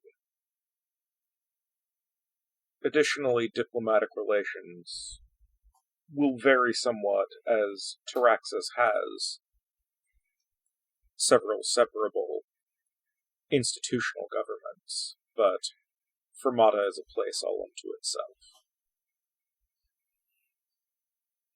They look thoughtful, and Ia says, "That is good to know.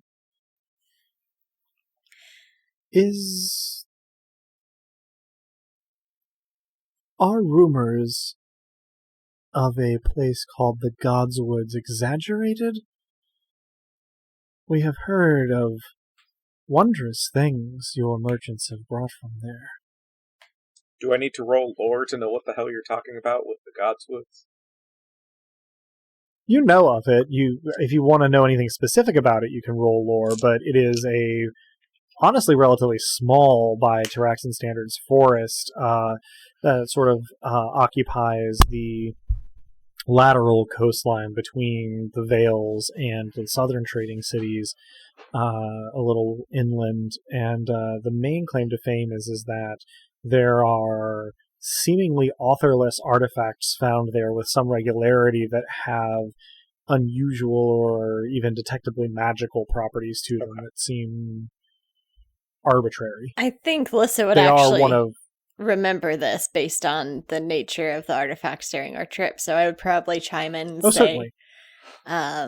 They're absolutely true. I even dare say miraculous in nature. Ia and Rimush both kind of, nod and absorb this information. And then, after another pause, another exchange glance, Ia says, with a sort of purposeful casualness, "I suppose that the other question to bring up now is an odd one, but Sirtha has tasked us with seeking a specific piece of knowledge here, but we don't have very much information about it. Rimush nods and says, we were supposed to find something here called the currents of the cosmos, but we're not sure what it is. Now, Dask, I will let you decide how you react to this, but that phrase is familiar to you. In fact, it is part of the title of the book that you were looking for in Selvin when you ended up in Fermata. The full title of that book being Sojourns in Light and Dark, the Currents of the Cosmos Revealed to the Minds of Mortals. I think I don't feign ignorance, but I do play it cool. Or I attempt to, and in fact, that's probably a role now that I say Dask and playing it cool in the same sentence, since it doesn't come naturally. I think I let on that I know something of what they're speaking of, but that I would like to know more of what they know about it. Perhaps also throwing in that vague instructions from the powers that be mean that we may have more in common than we initially thought. All right, so do you think this is at Grace's? Yeah, or you know what? Let's call it a jest. Let's see if I can make them chortle in the process of conveying this information. That's going to be 4 dice, remember, because you currently are operating under the difficulty of being extremely out of How could I forget? That is... Oh, wow. I rolled 2 6s and 2 7s. Only the 2 7s matter, and they stay 2 7s. Indeed they do. So, yeah, you sort of make this joke about unclear instructions and are vague about your knowledge of it, of what they're talking about. And you do get a laugh, but immediately when it subsides, Rimush sort of leans forward and says, so you know something of these currents of the cosmos, then? I think... So I was seeking this book when I ended up in Fermata. Should I roll lore to say how much I can recall about what I already knew about the currents of the cosmos? I assume this was not my very first foray into the topic. As I remember, your motivation for seeking it was somebody arguing to you in a pub somewhere that you couldn't really understand the nature of the world until you read this particular book, which is housed in one place, this library in Selvin. So you can roll lore, but it seems that your prior knowledge is probably limited. What you maybe researched between that conversation and your trip to Selvin maybe could provide you with something. So that's going to be, in this case, 6 dice. All right. Because you're still suffering your... Because of, gestures and everything. Okay. But you're still bandaged and stitched. So. It's been a day, okay? That is 2 8s. All right. So, it is apparently famously anonymous, and there is some debate over whether it is an original work in Taraxan or whether it is a translation of a volume from somewhere else. There's even an argument that it is based on a volume in another language but greatly expanded by its Taraxan translator.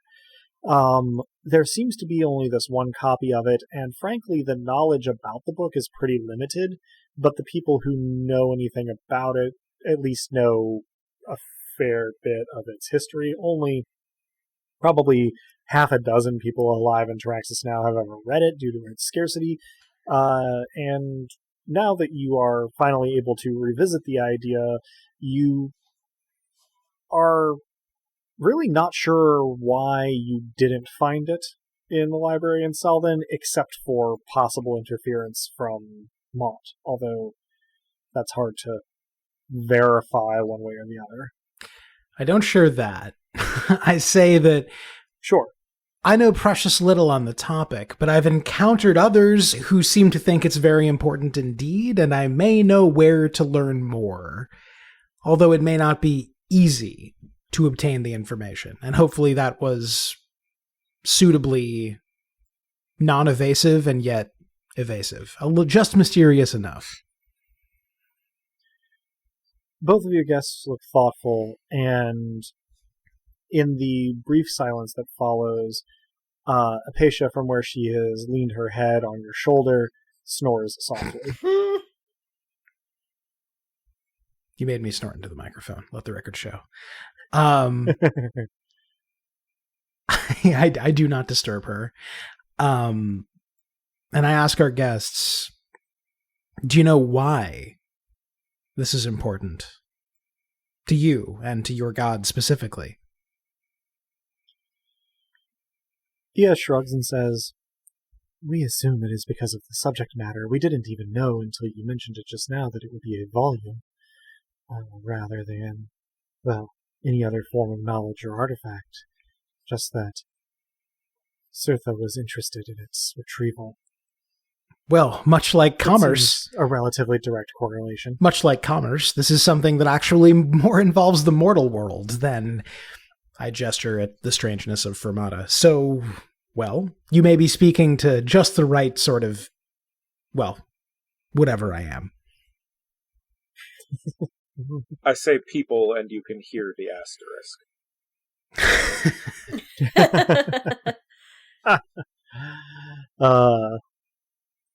Rimush casts a somewhat concerned look at Apatia and says, "Will she be all right?" Yes, I imagine so. You've caught us right as we've made a return from a distant land, so forgive us if we all seem a little bit fatigued. We're all weary, and she struggles with moderation. I point to my shoulder, but she's quite hearty, I assure you. Rimush nods and says, "It does seem that your travels were less auspicious than ours," and his gaze lingers on the bandages that you're wearing. Ia, noting that everyone has sort of finished their meal and their drinks, says, "Perhaps we should look into lodgings for the evening. I think we What have. are the customs surrounding that?" I think we have space enough at our place, though with perhaps a word of caution that the big they-them Elstairs does not exactly understand comfort. As you say comfort, I will put out people. Both are entirely correct. Softness and brightness remain struggles. But with that caveat, you're quite welcome.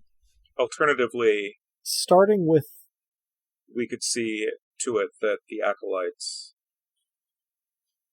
set you up with a place, or else we could find lodgings for you within the city, whichever you prefer.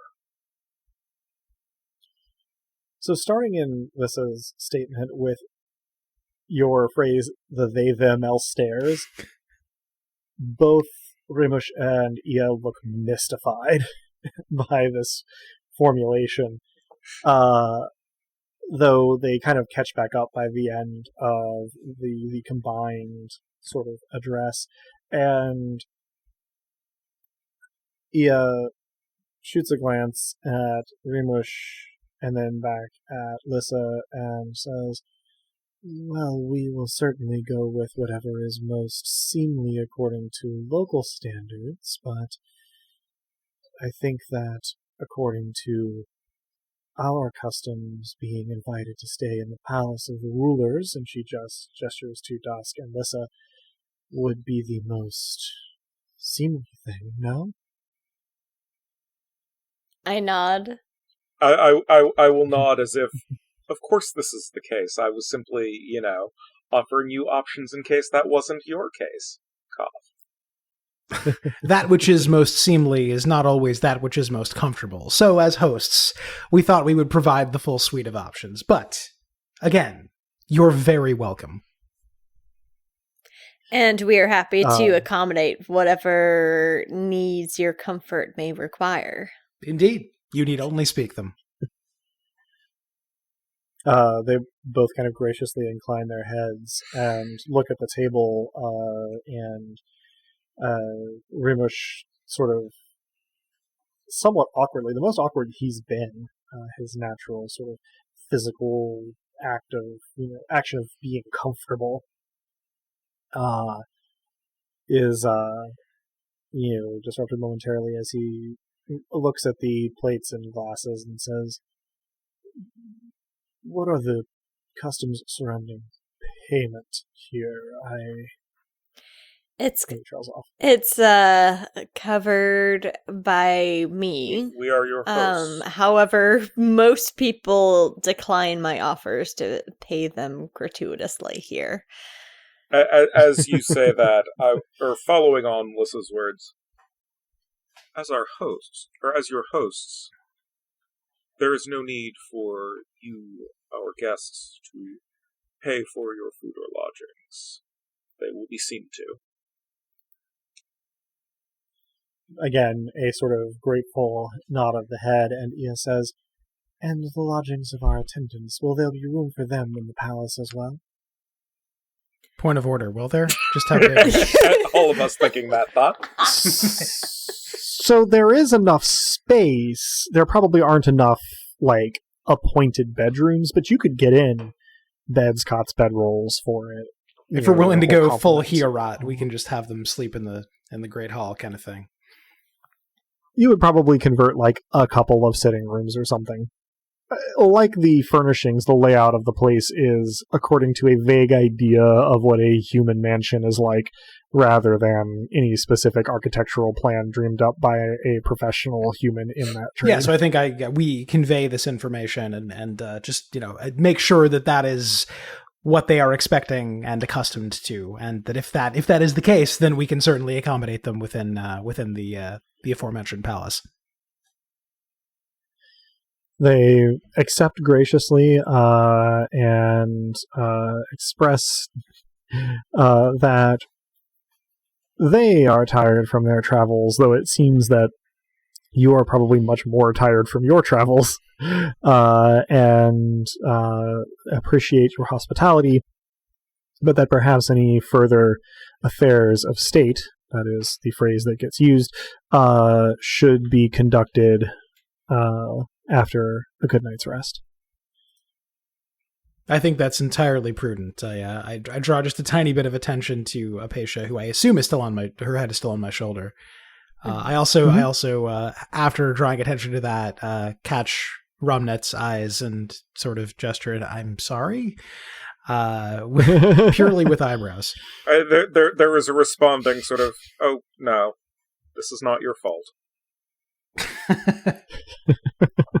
I say that sounds like a swell idea and suggest that we all head back to, and I briefly stutter over the phrase "my place," but quickly adjust and say "our palace." Neither is wrong.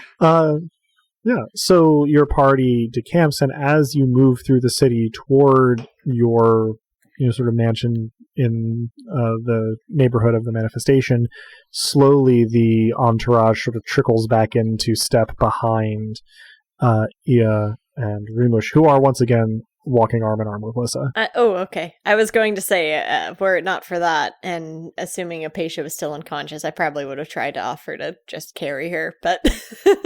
But your arms are occupied. My arms are otherwise occupied. When everybody kind of goes to move, Dask, you're sort of trying to kind of very gingerly maneuver, and she kind of comes awake and says, "Oh, I'm terribly sorry. I guess I don't know my limits very well around here. It's so dark." And she levers herself to her feet using Dask's arm and shoulder, and then sort of seems, once you get out of the Obsidian Falcon, to think, where should I stay? If there is a place, I suppose I am imposing, aren't I? Not at all. You could stay with us. And once again, The word me tries to force its way out, and I quickly adjust and say us. I'm just imagining an illustration of this with you saying me with strike through followed by us in the text. Yeah. Yes. Doesn't quite come out me-us, but close. Sure. You see Yeah, my lips kind of curl around the first syllable of me before quickly adjusting. You, upon hearing that, Apatia, sort of smiles big and wraps herself around Dask's arm again, and says, "I'll admit, I was hoping you'd say that." And kind of looks at Dask and says, "Lead on, then." I lead on, then. Yeah. You arrive a relatively short while later at your, doesn't look like a palace from the outside, but it might as well be. Real quick, do I see any acolytes showing- on the way? Does the party see any acolytes on the way over? I'm actually going to roll for Okay. that. You do not. Oh, okay. So you arrive, you sort of push the doors open and show them in, and the attendants are all very sort of quiet in the back, but almost as soon as everybody is in, as you are about to close the door behind you, you see an acolyte has arrived to stand on the steps of the mansion and bows when you look at him. Timothy! I was much better about maintaining the them for acolytes before you named them Timothy.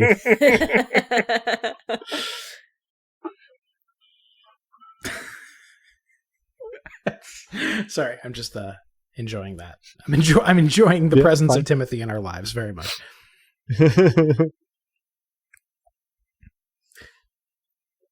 So yeah, you start to get everyone settled in. It is a bit of a production. It's not too bad, though. Paisha, for her part, sort of falls asleep on the first sofa that she's sat down on and seems to be fine there. And Rimush are relatively easygoing with respect to their accommodations. A little bit reserved even compared to how they have been, just sort of observing everything and seeming to catalog it. The attendants are almost unnervingly quiet and subservient as you sort of, get them all settled as well. And as the last of the arrangements are made, Ia approaches Lyssa specifically to ask, "This may be a question that seems obvious to a resident of this place, but how do you tell when it's morning and evening?" I wish I had a good answer for you, my Lady Ia, but it's something that I am still getting used to myself. She looks thoughtful and a little bit distant at that, and then she kind of shakes her head a little bit and says, "Please, you may just call me Ia," and gives you a particularly warm smile and says, "I am afraid I must retire, but I hope we shall speak further tomorrow. This has been a very warm reception. I'll be honest, we were not sure how we would be received here, as there has been very little contact between our regions and much less our gods in the last few centuries, as far as we can ascertain, but could not have asked for better hosts." And, she sort of gives you one of those slight inclinations of the head, and then leans in very close and whispers as close to Lyssa's ear as she can get on tiptoe. "Tomorrow we must speak privately of the sea." And then gives you sort of like a small wave as she backs off and heads toward her room. Of course, Ia. And I smile at her, retreating back, and say, like you, I'm sure I miss... like you, I also miss the sun here. She glances very briefly back at you, but does not say anything as she enters the room she's been given for the night. Anything in particular before bed? Yes. Any other yeses there, or before we get into it?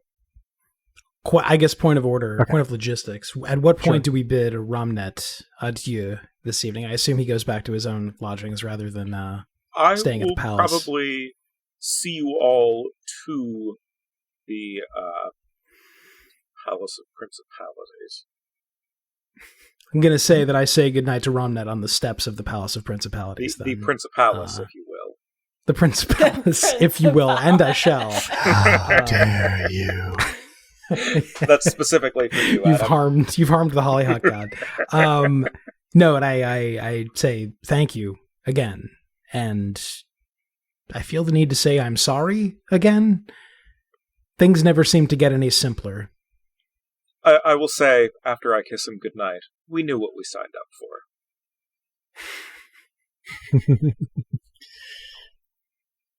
So, Ramnet heads back to his place, and Lyssa, you had a yes, that you had something in particular before bedtime. Did Apatia just crash on a random sofa?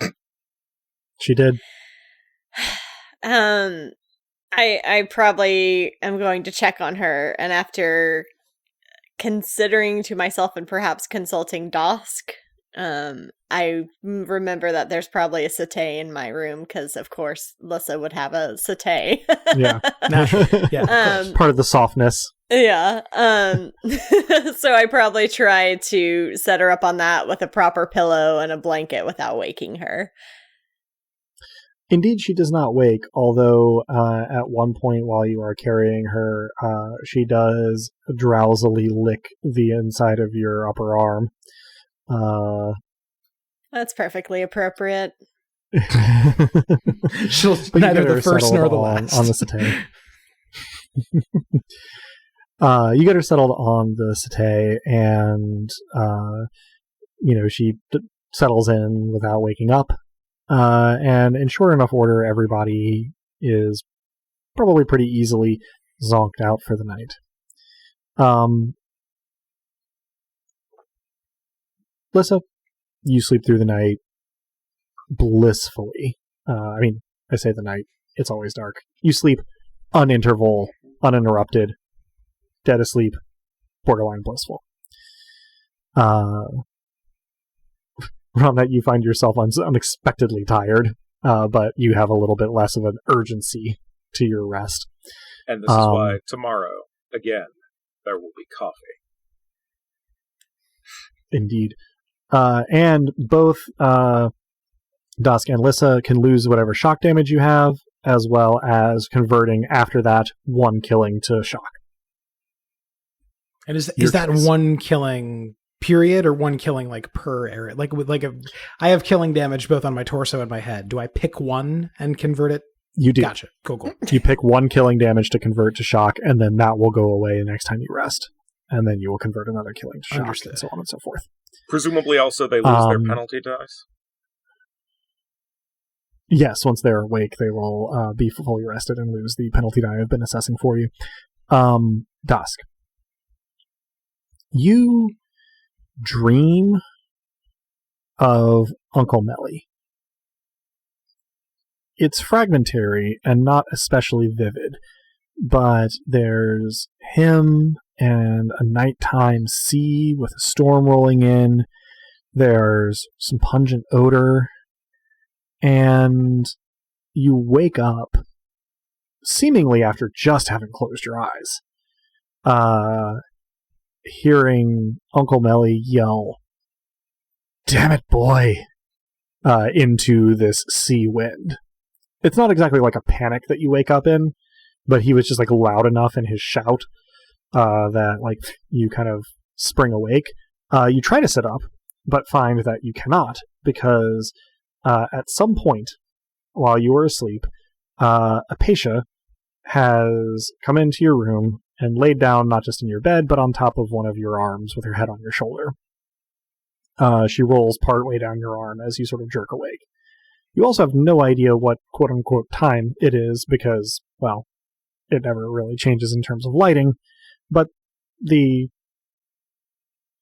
manor is still quiet to all, immediate appearances. Are there any obvious signs that I've been relieved of any of my blood? There are not. Okay. Presumably, if your uncle yelling at you in a dream had been enough to wake you up, then being bitten would have been enough to wake you up. Apatia can heal the wounds of her bite, afterwards, but every time she's bitten you so far, it has hurt quite a lot when she did the biting. I think this is probably not a rational choice, but it's absolutely the choice that I would make as Dask. Mm-hmm. I jump into Uncle Melly's head just then to see what exactly is going on with him. Okay. You jump into Uncle Melly's head. It is as disorienting as ever. He is mid-sentence. He's seated in a small, what was called closet in the Tier Manor. They are basically small rooms offering privacy for conversation, games of strategy, other pursuits. Two-person pursuits. How conservative, too. That the wealthy trading families get up to. He is sitting in one of these across a small circular table from a woman you do not recognize who seems to be about his age, roughly, dressed in finery. And she is sort of smiling triumphantly at him over a board of the sort of ferret version of like chess or Go. And he is looking kind of at her in the top of his field of vision, the board in the bottom of his field of vision. He looks to be losing. You can feel his frustration rising as well as his teeth grinding a little bit on the left side. And he is in the middle of saying something to her that your arrival has interrupted. He goes a little bit stiff and then finishes his sentence with, "Just see about that, I suppose."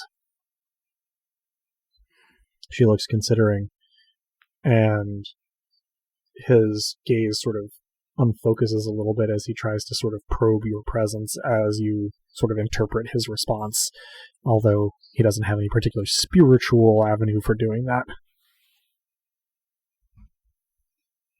I suppose my first thought is to see if I can address her as him and say, "Something strange is about to occur. Please don't judge the man you're looking at." You can indeed use his mouth to say that. And it's in his voice, but in your mannerisms. So it sounds odd even to his/your ears. And as you are saying it, you feel his hand against his forehead. And the woman cocks her head to one side and looks a little bit quizzical. This is going to sound strange. I'm sure it already sounds strange, but I had a dream that I'd disappointed you. Have I? Point of order, Adam. Does Dask recognize the woman to whom Uncle Melly is speaking? Okay. I sort of assumed you would have said if I had. It is not. Yeah. Okay. Yeah. I would have. Yeah. There is a very pregnant pause, and then Uncle Melly in his own voice looks down into the side and says, "Nephew, please take this the wrong way. You have disappointed me every day of your life, and none more than now. Please leave." So status quo then. Very good. And I withdraw.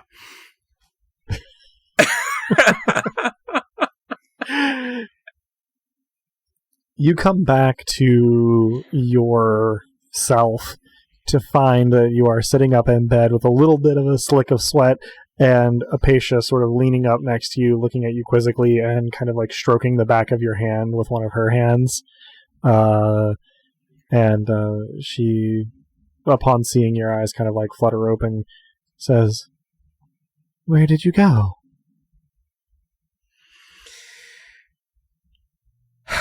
I've never asked.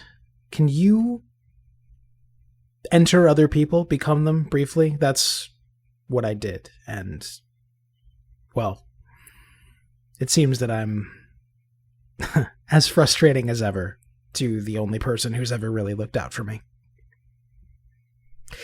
She sort of, her brow knits in confusion as she starts to parse everything going on in that sentence, and she says, "I don't believe I've ever entered anyone." And then she kind of looks up and says, "Do you think you could do it with me?" I am entirely speechless for a moment. Not knowing how this works in character, I try it. I try jumping into Apatia's head. You feel vertiginous for a minute. And then there's a sensation like your soul is on a water slide for a long moment. Though I guess Dask probably wouldn't know what that feels like, so it's entirely baffling to him. Before you find yourself looking out on a familiar ocean view from the highest point in the confluence. You are standing next to an unfamiliar acolyte and hearing Vruta's voice finish a sentence that ends with, "So I'm afraid I don't really have time for that right now." I blurt out,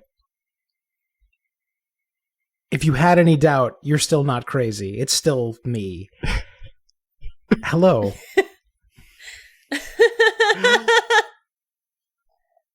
Vruta's whole body goes tense and stiff for a moment as the acolyte next to him sort of looks at him curiously and then says, "I understand. I'll leave you to it then," and backs out of your field of view. You hear footsteps descending a stairwell. I call after him, "It's Vruta's not hands. Vruta's fault."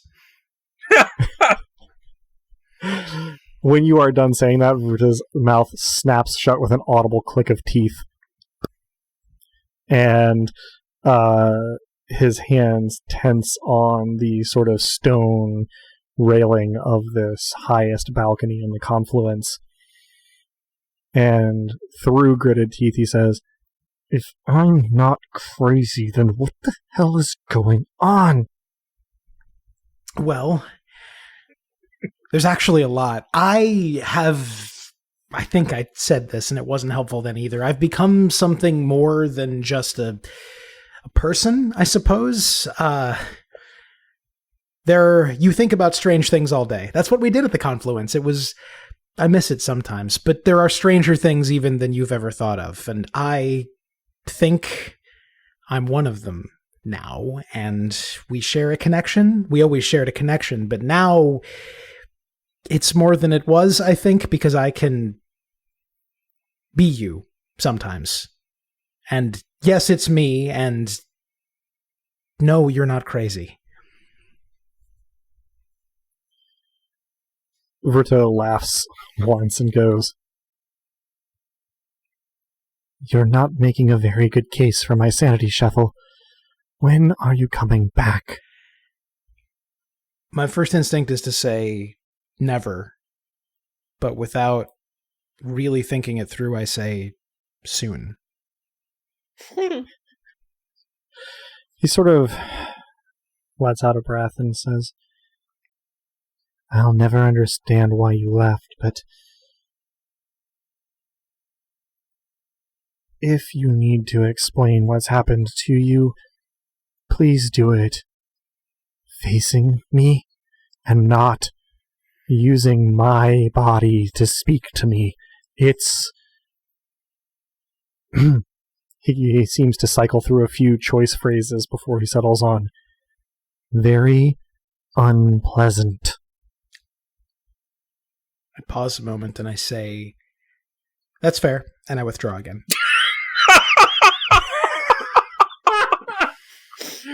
You withdraw again to Apatia, having sort of like laid you down on the bed and sitting to one side, kind of looking down at you. And when you open your eyes, she says, "I guess it didn't work." No, it didn't. It seems it's the same people every time, and well, so that's not something you can do then. She shrugs a shoulder and shakes her head. She says, "Not that I'm aware of." She looks off to one side and says, "Was I a problem last night? I don't remember it clearly. From waking up to coming here, I only have bits and pieces. I hope I wasn't a bother." I don't think you were a bother. I didn't have a way to express this. I didn't want to dampen your enthusiasm, which was vast and should be, by all means. But Ramnet, you met Ramnet. Ramnet and I are important to each other, and you are very enthusiastic and affectionate, and those are good qualities in a person. I just hope you don't take my wanting your friendship and your comfort and your allegiance and your mutual understanding the wrong way, because he and it's different. I'm not making sense, am I? As you speak, her head slowly tilts to one side until it's at about 45 degrees. And when you're finished, she sort of gives your kind of forehead to the top of your head, like one kind of quick stroke, and says, "I can tell that you are important to each other, even from what I remember of last night, but the last thing I would want to do is, well, make it seem that I had any problem with that. I'm not sure exactly what you were trying to say just now, but it's fine. I'm not offended." And she kind of pats you on the top of the head and stands up from the bed. I say that's a relief, I think. And thank you. And are you all right? Last night seemed unusual for you. She nods. She says, "I think it was the blood. It was unusual."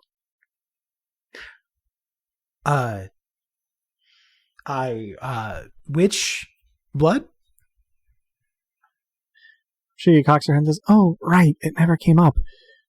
The kind young woman who was taking care of me when I woke up, she was curious and offered me some of hers, because I had gone a little while without, but there was something a little different about her blood. I don't know. It was very strange. I'll have to ask her. I'm going to try to see her today and figure it out." Although she looks out of your bedroom window and says, "Is it day? This is very strange." Day is not precisely a native concept here. This woman, though, her blood, you left her some. Yes? Oh, yes. She chuckles. She says, "No, I maybe had more than a usual meal, but no, she has some left." She cocks her head at you. She says, I don't think she'd be all right if I didn't leave her some. I wouldn't do that to her." Good, great, yes. Your instincts are entirely correct there. Could you take me to her? "Oh, I suppose, but, well, I thought you would be the one to guide me." She looks a little bit embarrassed. I'm sure we can work something out. And morning.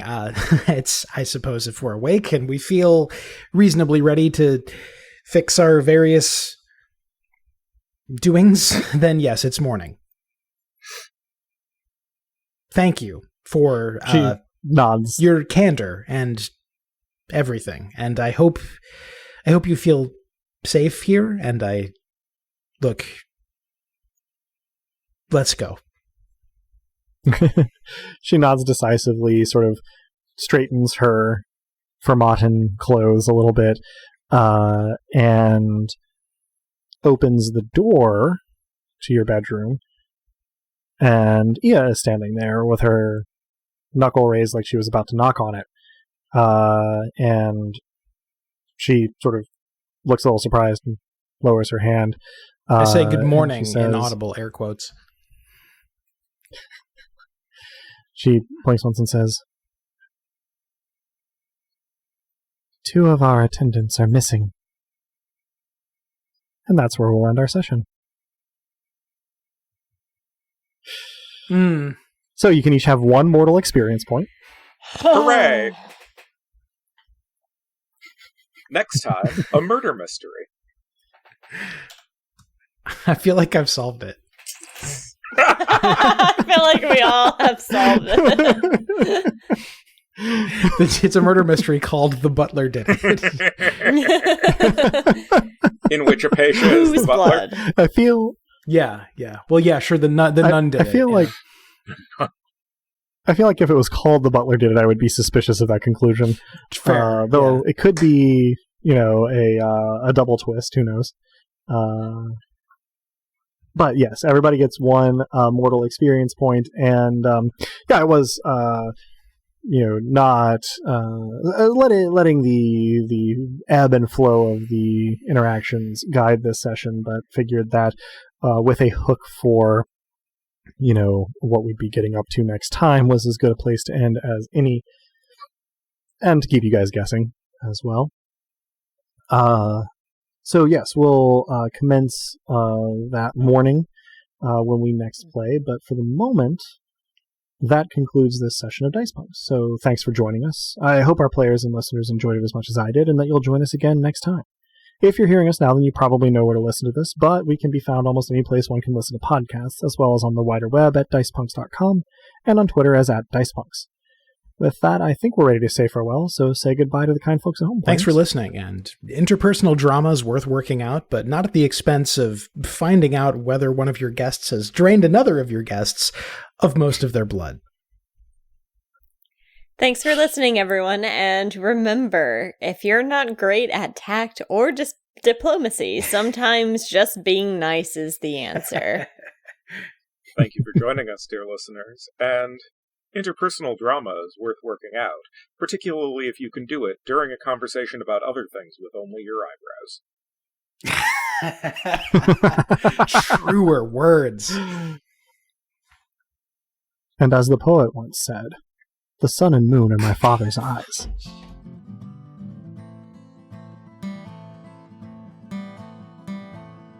Thank you, dear listeners, for tuning in, and stick around through the admin stuff. There's a Dask fact waiting for you at the end of it. The songs in this episode, theme of the Dice Punks and its acoustic version, were written and recorded by the Regal of Nothing himself, Drew. Cover art is by Joanne, illustrious spook mistress of our Halloween one-shot. Site design and graphics for DicePunks.com are by Robin, the player behind Lyssa, the irrepressible Duchess of Fury. Rain and the one-roll engine it runs on were created by Greg Stolze, whose work can be found in a frankly astonishing number of cool places, but I'll point you toward gregstolze.com. Nobilis was created by Jenna Caterin Moran and can be found alongside much of her other really intriguing work, both in and outside of tabletop roleplaying at afarandsunlessland.wordpress.com. Links to both systems and authors can be found on the Punk Grimoire section of our website, dicepunks.com. Thanks so much for listening. If you liked what you heard, well, that's reward enough on its own, really, but if you're so inclined, you can help us out by rating and reviewing us wherever you listen to us, telling your friends who you think would like us to give us a listen, or even by heading over to our Patreon at patreon.com/dicepunks. We have fun rewards available to backers, including a patron-only Discord and access to the Dice Peaks After Show for episodes 1 and following. Regardless, we hope you'll tune in again, and until then, remember, subtlety is for cowards.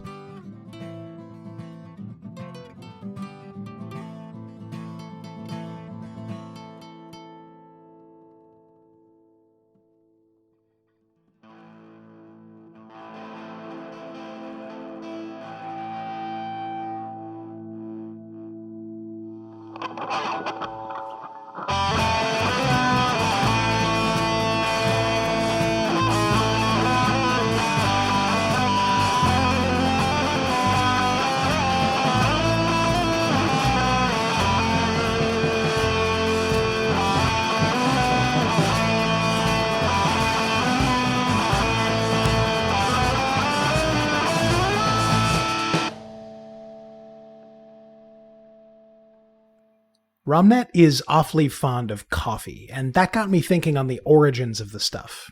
Now, you'd be forgiven, dear listener, for thinking that it's a beverage endemic to Fermata, forming as it does a surface of near absolute darkness, and representing as it does the duality of the quiet and the riotous. But no, coffee is a familiar enough thing to the people of Taraxis, certain of them anyway. The inordinately wealthy ones, the ones who've known the privilege of encountering trade goods from beyond the Shadowed Lands.